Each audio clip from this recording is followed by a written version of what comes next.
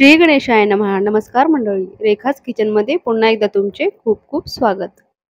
आज आपण बनवणार आहोत वांग्याची स्पेशल अशी भाजी. त्यासाठी मी इथे घेतलेले आहेत असे काटेरी वांगे, 2 बटाटे, कोथिंबीर, लसूण, हिरवी मिरचीची पेस्ट, मीठ, जिरा मोहरी, हळद आणि शेंगदाण्याचं कूट घेतलेलं आहे. सगळ्यात आधी आपण ही जी वांगे आहेत त्याचं असं थोडंसं देठ काढून घेऊयात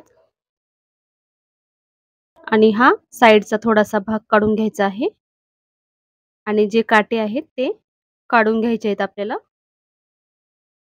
अशा प्रकारे.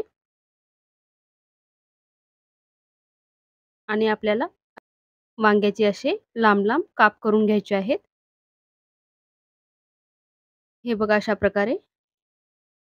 आणि थोडंसं कधी पण वांग्याला असं देठ ठेवायचं, त्यामुळे वांग्याला एक वेगळी चव येते. त्याच्याशिवाय वांग असं चवदार लागत नाही. हे बघा अशा प्रकारे मी लांब लांब काप करून घेतलेले आहेत. तर सेम या प्रकारे मी सगळ्या वांग्याची अशी काटे काढून लांब लांब काप करून घेतलेले आहेत. आता मी वांग्याच्या भाजीमध्ये मी बटाटा टाकणार आहे. बटाटा ऑप्शनल आहे, पण मी मुलांना आवडतो म्हणून बटाटा टाकणार आहे.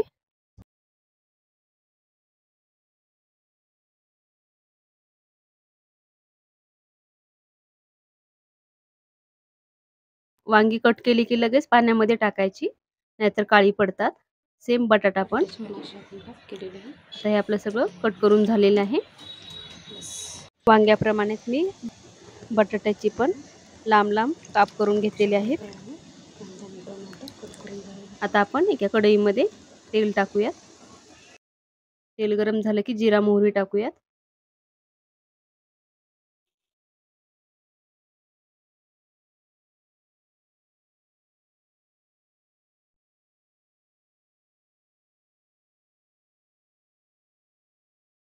आता आपण यामध्ये जिरा मोहरी तडतडली की लसूण टाकूयात.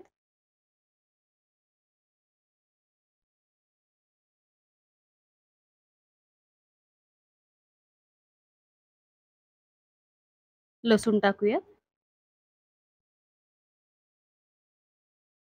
लसूण तेलामध्ये चांगला परतून घेऊयात. आता आपण हिरवी मिरची टाकणार आहोत. नेहमी आपण लाल तिखट किंवा काळा मसाला वापरून खारं वांग असं करतो, पण आज एक वेगळ्या पद्धतीने आपण हिरवी मिरची वापरून खूप टेस्टी अशी भाजी करणार आहोत. हळद टाकून घेतलेली आहे.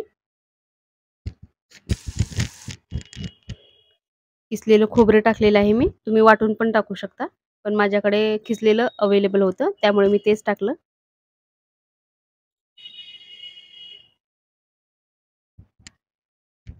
आता हे आपण खोबरं वगैरे तेलामध्ये चांगलं परतून घेणार आहोत, ब्राऊन होईपर्यंत.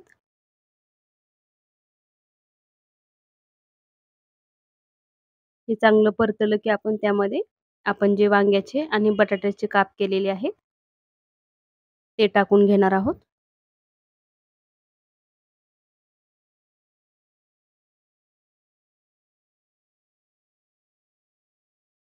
त्या भाजीला अजिबात पाणी टाकायचं नाही, अशी शिजवून घ्यायची तेलामध्येच. कढई थोडीशी छोटी पडलेली आहे.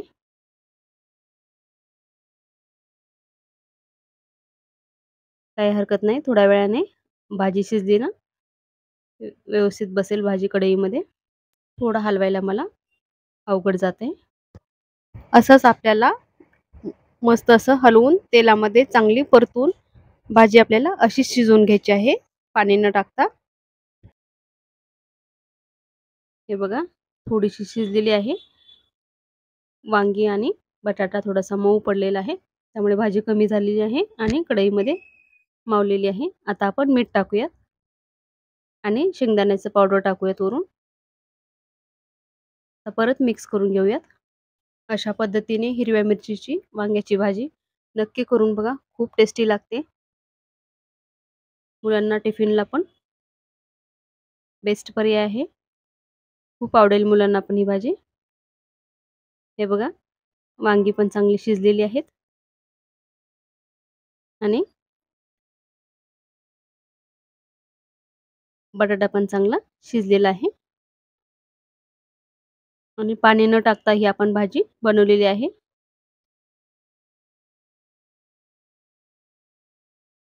नक्की ट्राय करा तुम्ही पण या पद्धतीने आणि माझे व्हिडिओ आवडत असतील तर नक्की व्हिडिओला लाईक करा, शेअर करा आणि चॅनेलला सबस्क्राईब नक्की करा. चला तर मग भेटूयात पुढच्या अशाच एका नवीन रेसिपीसोबत. तोपर्यंत धन्यवाद. श्री स्वामी समर्थ.